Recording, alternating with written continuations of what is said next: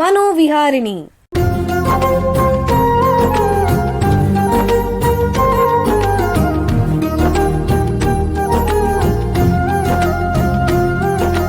ಬೆಂಗಳೂರಿನ ನಿಮ್ಹಾನ್ಸ್ ವತಿಯಿಂದ ಮಾನಸಿಕ ಆರೋಗ್ಯ ಮತ್ತು ನರವಿಜ್ಞಾನ ಕುರಿತ ಪ್ರಾಯೋಜಿತ ಶಿಕ್ಷಣ ಮಾಲಿಕೆ. ಸಹಯೋಗ ಕರ್ನಾಟಕ ವಿಜ್ಞಾನ ಮತ್ತು ತಂತ್ರಜ್ಞಾನ ಅಕಾಡೆಮಿ, ವಿಜ್ಞಾನ ಮತ್ತು ತಂತ್ರಜ್ಞಾನ ಇಲಾಖೆ, ಕರ್ನಾಟಕ ಸರ್ಕಾರ. ಕೇಳಿ ಮಾನಸಿಕ ಆರೋಗ್ಯ ಮತ್ತು ನರವಿಜ್ಞಾನ ಕುರಿತ ಮಾಲಿಕೆ ಮನೋವಿಹಾರಿಣಿ. ನಮಸ್ಕಾರ ಶ್ರೋತೃಗಳೇ, ನಿಮಗೆಲ್ಲರಿಗೂ ಮನೋವಿಹಾರಿಣಿ ಶಿಕ್ಷಣ ಮಾಲಿಕೆಯ ಇವತ್ತಿನ ಸಂಚಿಕೆಗೆ ಆತ್ಮೀಯ ಸ್ವಾಗತ. ಹಿಂದಿನ ಸಂಚಿಕೆಯಲ್ಲಿ ಮೆಂಟಲ್ ಡಿಸಾರ್ಡರ್ಸ್ ಅಂದರೆ ಮಾನಸಿಕ ಅಸ್ವಸ್ಥತೆಗಳ ಬಗ್ಗೆ ತಿಳ್ಕೊಂಡ್ವಿ. ಇವತ್ತು ಮಹಿಳೆಯರ ಮಾನಸಿಕ ಆರೋಗ್ಯ ಮತ್ತು ಸಮಸ್ಯೆಗಳ ಬಗ್ಗೆ ತಿಳ್ಕೊಳ್ಳೋಣ. ಗಂಡಸರಿಗೇನು ಗೊತ್ತು, ಗೌರಿ ದುಃಖ ಅಂತ ಹೇಳ್ತಾರೆ. ಏನು ಹಂಗಂದ್ರೆ, ಹೆಂಗಸಿನ ದುಃಖ ದುಮ್ಮಾನಗಳು ಭಾವನೆಗಳು ಗಂಡಸರಿಗೆ ತಿಳಿಯುವುದಿಲ್ಲ ಅಂತ. ಜೀವನದುದ್ದಕ್ಕೂ ಕೆಲವು ಜೈವಿಕ, ಕೌಟುಂಬಿಕ ಮತ್ತು ಸಾಮಾಜಿಕ ಸಮಸ್ಯೆಗಳಿಂದ ಮಹಿಳೆಗೆ ಉಂಟಾಗುವಂತಹ ಅನುಭವಗಳು ಗಂಡಸರಿಗೆ ಆಗೋದಿಲ್ಲ, ಕೆಲವು ಸರಿ ಗೊತ್ತಾಗೋದೂ ಇಲ್ಲ. ಅಲ್ಲದೆ ಕೆಲವು ವಿಷಯಗಳ ಘಟನೆಗಳ ಬಗ್ಗೆ ಮಹಿಳೆ ತೋರಿಸುವ ಭಾವನೆ, ಸ್ಪಂದಿಸುವ ರೀತಿ ಗಂಡಸರಿಗಿಂತ ಭಿನ್ನವಾಗಿರುತ್ತೆ. ಸ್ಥೂಲವಾಗಿ ಹೇಳಬೇಕು ಅಂದರೆ, ನಡವಳಿಕೆ, ಭಾವನೆ ಮತ್ತು ಮಾನಸಿಕ ಸ್ಥಿತಿಯಲ್ಲಿ ಹೆಂಗಸರ ಮತ್ತು ಗಂಡಸರ ನಡುವೆ ವ್ಯತ್ಯಾಸಗಳಿರುತ್ತೆ ಅಂತ ಅರ್ಥ. ಅಂದರೆ ಹೆಣ್ಣು ಗಂಡುಗಳ ಮಿದುಳು ಒಂದಕ್ಕಿಂತ ಒಂದು ಭಿನ್ನವಾಗಿರುತ್ತೆಯೇ? ಒಂದು ಮೇಜಿನ ಮೇಲೆ 10 ಮನುಷ್ಯರ ಮೆದುಳುಗಳನ್ನು ಜೋಡಿಸಿದ್ರೆ ಅವುಗಳಲ್ಲಿ ಗಂಡು ಯಾವುದು, ಹೆಣ್ಣು ಯಾವುದು ಅಂತ ಹೇಳಕ್ಕಾಗತ್ತೆಯೇ? ಮೇಲ್ನೋಟಕ್ಕೆ ಹೇಳಕ್ ಆಗದೆ ಇದ್ರೂ ಮೆದುಳಿನ ತೂಕ, ರಚನೆ, ಭಾಗಗಳು, ಅವುಗಳ ನಡುವೆ ಇರುವ ಸಂಪರ್ಕಗಳಲ್ಲಿ ಗಂಡಸರಿಗೆ ಮತ್ತು ಹೆಂಗಸರಿಗೆ ವ್ಯತ್ಯಾಸಗಳಿವೆ. ವಯಸ್ಸಾದಂತೆಲ್ಲ ಮೆದುಳಿನ ರಚನೆಯಲ್ಲಿ ಆಗುವಂತಹ ವ್ಯತ್ಯಾಸಗಳು ಗಂಡಸರಲ್ಲಿ ಮತ್ತು ಹೆಂಗಸರಲ್ಲಿ ಬೇರೆ ಬೇರೆ ರೀತಿ ಆಗುತ್ತಂತೆ. ಕೆಲವು ಮೆದುಳಿನ ರೋಗಗಳು ಹೆಂಗಸರಲ್ಲಿ ಹೆಚ್ಚು, ಕೆಲವು ಗಂಡಸರಲ್ಲಿ ಹೆಚ್ಚು. ಇದರ ತಾತ್ಪರ್ಯ ಏನು ಅಂತಂದ್ರೆ, ಹೆಂಗಸರ ಮೆದುಳು, ಮನಸ್ಸು, ಭಾವನೆ, ಮಾನಸಿಕ ಸಮಸ್ಯೆಗಳು ಗಂಡಸರಿಗಿಂತ ತುಸು ಭಿನ್ನ. ಇದನ್ನ ಅರ್ಥಕೊಂಡು ಇದರ ಬಗ್ಗೆ ಸಮಾಜ ಗಮನ ಹರಿಸಬೇಕು ಅನ್ನೋದೇ ಸಂದೇಶ. ಹೆಂಗಸರ ಮಾನಸಿಕ ಆರೋಗ್ಯ ಮತ್ತು ಸಮಸ್ಯೆಗಳ ಬಗ್ಗೆ ನಮಗೆ ಹೆಚ್ಚಿನ ಮಾಹಿತಿ ಕೊಡಕ್ಕೆ ನಿಮ್ಹಾನ್ಸ್ನ ಮನೋವೈದ್ಯಕೀಯ ವಿಭಾಗ ಅಂದ್ರೆ ಸೈಕ್ಯಾಟ್ರಿ ಡಿಪಾರ್ಟ್ಮೆಂಟ್ ನಲ್ಲಿ ಸೇವೆ ಸಲ್ಲಿಸ್ತಾರೆ ಅಂತ ತಜ್ಞರು ಬಂದಿದ್ದಾರೆ. ಅವ್ರನ್ನ ಸ್ವಾಗತಿಸೋಣ. ಮೊದಲನೇದಾಗಿ ಪ್ರಾಧ್ಯಾಪಕರಾದ ಡಾಕ್ಟರ್ ಗೀತಾ ದೇಸಾಯಿ ಅವರಿಗೆ ನಮಸ್ಕಾರ. ನಮಸ್ಕಾರ. ನಂತರ ಹೆಚ್ಚುವರಿ ಪ್ರಾಧ್ಯಾಪಕರಾದ ಡಾಕ್ಟರ್ ಸುಂದರ್ನಾ ಗಂಜೇಕರ್ ಅವರಿಗೆ ನಮಸ್ಕಾರ. ನಮಸ್ತೆ ಸರ್. ಕೊನೆಯದಾಗಿ ಸಹ ಪ್ರಾಧ್ಯಾಪಕರಾದ ಡಾಕ್ಟರ್ ರಶ್ಮಿ ಅವರಿದ್ದಾರೆ, ಅವರಿಗೂ ನಮಸ್ಕಾರ. ನಮಸ್ಕಾರ ಸರ್. ನಿಮಗೆಲ್ಲರಿಗೂ ಕಾರ್ಯಕ್ರಮಕ್ಕೆ ಸ್ವಾಗತ. ಮೊದಲನೇದಾಗಿ ಡಾಕ್ಟರ್ ಗೀತಾ ದೇಸಾಯಿ ಅವರೇ, ಮುಖ್ಯವಾದ ಪ್ರಶ್ನೆ ಏನಂದ್ರೆ, ಮಹಿಳೆಯರ ಮಾನಸಿಕ ಆರೋಗ್ಯಕ್ಕೆ ನಾವು ಏತಕ್ಕೋಸ್ಕರ ಪ್ರಾಮುಖ್ಯತೆ ಕೊಡಬೇಕು? ನೀವು ಹೇಳಿದಾಗೆ ಮಹಿಳೆ ಮತ್ತು ಪುರುಷರ ಮೆದುಳಿನ ಭಾಗಗಳಿಗೆ ಕೆಲವು ವ್ಯತ್ಯಾಸಗಳಿದೆ. ಮಹಿಳೆಯರಲ್ಲಿ ಈ ಥರ ವ್ಯತ್ಯಾಸಗಳಾಗ್ಲಿಕ್ಕೆ ಕಾರಣಗಳೇನು ಅಂದರೆ, ಒಂದು ಜೈವಿಕ, ಇನ್ನೊಂದು ಹಾರ್ಮೋನ್ ಮೂಲಕ ವ್ಯತ್ಯಾಸಗಳಾಗಬಹುದು. ಎರಡನೇದಾಗಿ ಈಗ ಬದಲಾವಣೆಕ್ಕಂಥ ಸಮಾಜದಲ್ಲಿ ಎಷ್ಟೊಂದು ಒತ್ತಡಗಳು ಹೆಂಗಸರಿಗೆ ಸೀಮಿತವಾಗಿದೆ, ಅವ್ರಿಗೆ ಜಾಸ್ತಿ ಆಗಿರುತ್ತೆ. ಅದಲ್ಲದೆ ಕೌಟುಂಬಿಕ ಹಿಂಸಾಚಾರ, ದೌರ್ಜನ್ಯ ಮಹಿಳೆಯರು ಸಾಕಷ್ಟು ಅನುಭವಿಸೋ ಚಾನ್ಸಸ್ ಜಾಸ್ತಿ ಇದೆ. ಇವೆಲ್ಲ ಕಾರಣಗಳಿಂದ ಮಹಿಳೆಯರಲ್ಲಿ ಕೆಲವು ಮಾನಸಿಕ ಕಾಯಿಲೆಗಳು ಜಾಸ್ತಿ ಆಗೋ ಚಾನ್ಸಸ್ ಜಾಸ್ತಿ ಇದೆ. ಅದಲ್ಲದೆ ಈ ಋತುಚಕ್ರಕ್ಕೆ ಮತ್ತೆ ಋತು ಬಂಧ ಇವೆರಡು ಇದರಿಂದ ಕೂಡ ಮಾನಸಿಕ ತೊಂದರೆಗಳು ಕೆಲವು ಜಾಸ್ತಿ ಆಗೋ ಚಾನ್ಸಸ್ ಇದೆ. ಋತುಚಕ್ರ ಅಂದ್ರೆ ಮೆನಾರ್ಕೆ ಮತ್ತೆ ಮೆನೋಪಾಸ್, ಈ ಎರಡು ಸಮಯದಲ್ಲೂ ತೊಂದರೆಗಳು ಜಾಸ್ತಿ ಆಗೋ ಚಾನ್ಸಸ್ ಇದೆ. ಅದಲ್ಲದೆ ಗರ್ಭಾವಸ್ಥೆ ಸಮಯದಲ್ಲೂ ಈ ತೊಂದರೆಗಳು ಜಾಸ್ತಿ, ಮಾನಸಿಕ ತೊಂದರೆಗಳು ಜಾಸ್ತಿ ಆಗೋ ಚಾನ್ಸಸ್ ಇದೆ. ಅಂದ್ರೆ ಮಹಿಳೆಯರ ಮೇಲೆ ಪರಿಣಾಮ ಬೀರುವಂತಹ ಪ್ರಮುಖವಾದ ಮಾನಸಿಕ ಸಮಸ್ಯೆಗಳು, ಮಾನಸಿಕ ಅಸ್ವಸ್ಥತೆಗಳು ಯಾವುವು? ಅಂದ್ರೆ ಭಾರತದಲ್ಲಿ ಎಷ್ಟು ಸಾಮಾನ್ಯವಾಗಿದೆ, ದಯವಿಟ್ಟು ತಿಳಿಸ್ಕೊಡಿ.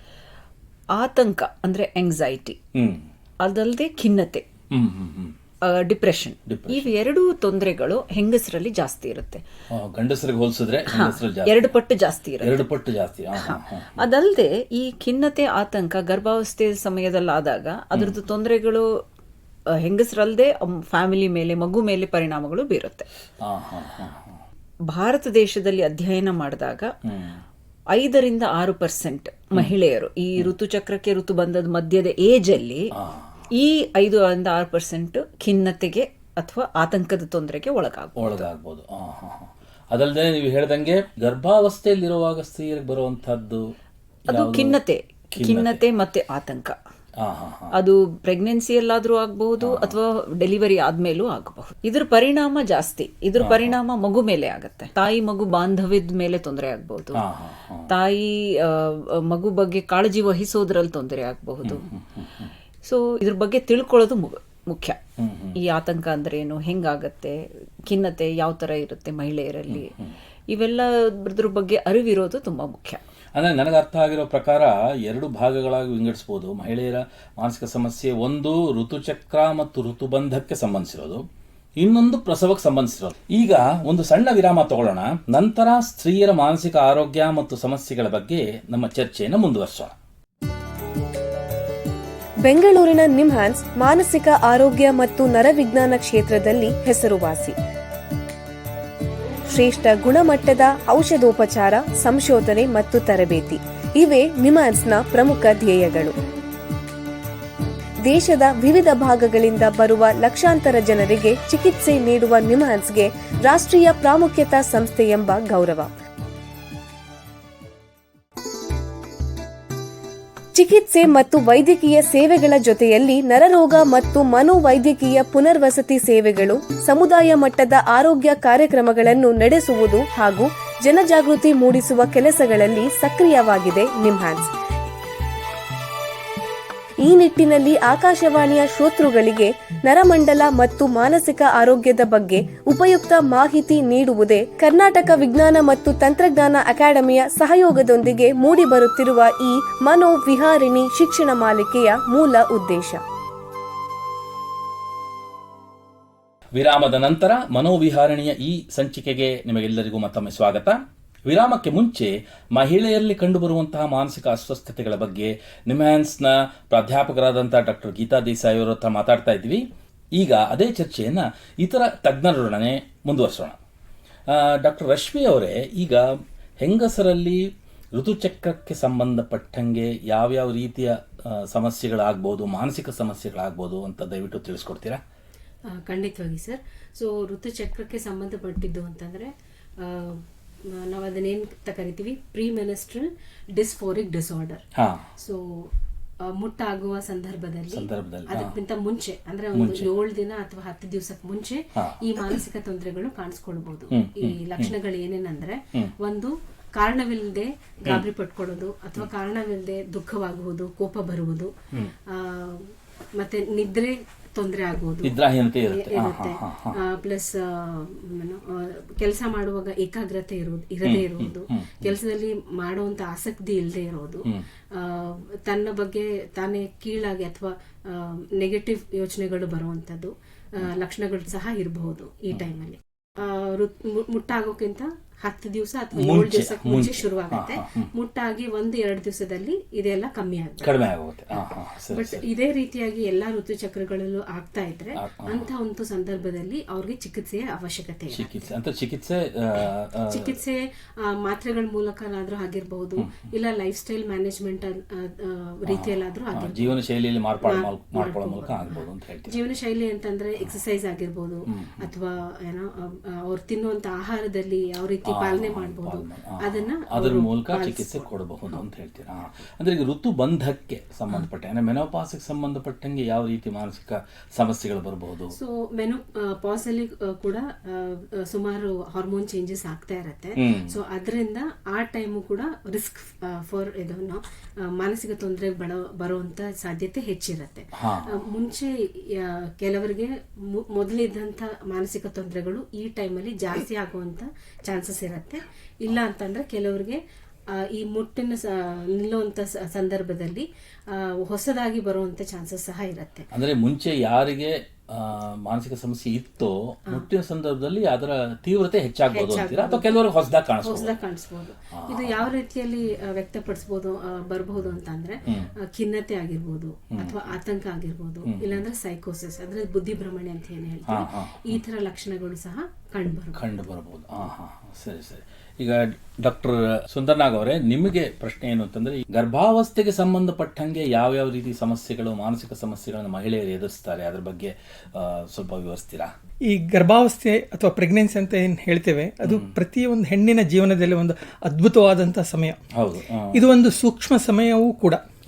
ಸೊ ಇವಾಗ ಅವಳ ಗರ್ಭದಲ್ಲಿ ಉದ್ಭವಿಸುತ್ತಿರುವಂತಹ ಒಂದು ಜೀವ ಅವಳ ದೇಹದಲ್ಲಿ ಬಹಳಷ್ಟು ಬದಲಾವಣೆಗಳನ್ನ ತರಿಸ್ತವೆ. ಆದರೆ ಇದ್ರ ಜೊತೆಗೆ ಕೆಲವೊಂದು ವೈಯಕ್ತಿಕ ಮತ್ತೆ ಸಾಮಾಜಿಕ ಬದಲಾವಣೆಗಳನ್ನು ಕೂಡ ನಾವು ಕಾಣ್ತೇವೆ. ಈ ಸಮಯದಲ್ಲಿ ಅವರು 2 ರೀತಿ ಸಮಸ್ಯೆಗಳಿಗೆ ಒಳಗಾಗ್ತಾರೆ. ಒಂದು, ಹೇಗೆ ಗೀತಾ ದೇಸಾಯಿ ಅವರು ಹೇಳಿದ ಹಾಗೇನೆ, ಪ್ರಸವ ಪೂರ್ವ ಖಿನ್ನತೆ ಅಥವಾ ಆತಂಕ, ಅಥವಾ ಪ್ರಸವೋತ್ತರ ಬಾಣಂತಿ. ಅದು ಕೂಡ ಅದು ಖಿನ್ನತೆನೇ ಇರ್ಬೋದು ಅಥವಾ ಅದು ಆತಂಕನೇ ಇರ್ಬೋದು. ಸೊ ಖಿನ್ನತೆಗೆ ಮುಖ್ಯವಾಗಿ 3 ಲಕ್ಷಣಗಳಿರ್ತವೆ.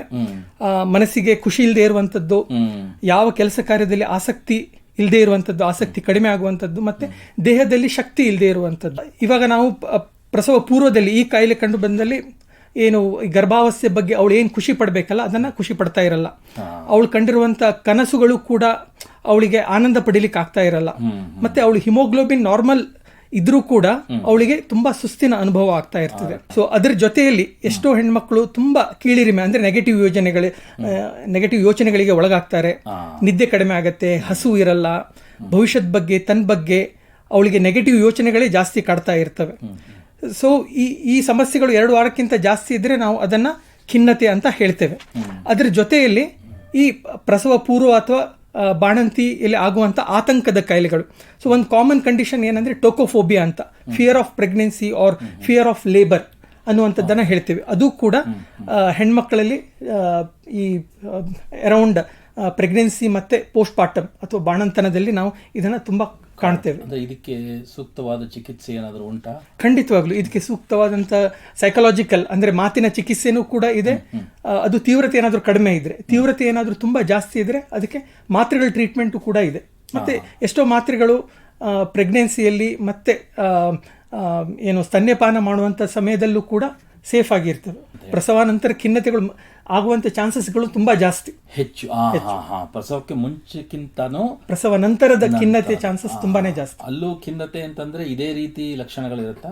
ಲಕ್ಷಣಗಳು ವೆರಿ ಸಿಮಿಲರ್ ಆಗಿರುತ್ತೆ. ಬಟ್ ಸಂದರ್ಭಕ್ಕೆ ತಕ್ಕನ ಹಾಗೆ ಸ್ವಲ್ಪ ಅಂದ್ರೆ ಅವ್ರದ್ದು ತಾಯ್ತನದ ಬಗ್ಗೆ ಇರಬಹುದು, ಹುಟ್ಟುವಂತ ಮಗುದ ಬಗ್ಗೆ ಇರಬಹುದು, ಭವಿಷ್ಯದ ಬಗ್ಗೆ ಇರಬಹುದು, ತುಂಬಾ ಕೀಳಿರಿಮೆ ಅಂದ್ರೆ ನೆಗೆಟಿವ್ ಯೋಚನೆಗಳು ತುಂಬಾ ಜಾಸ್ತಿ ಇರ್ತವೆ.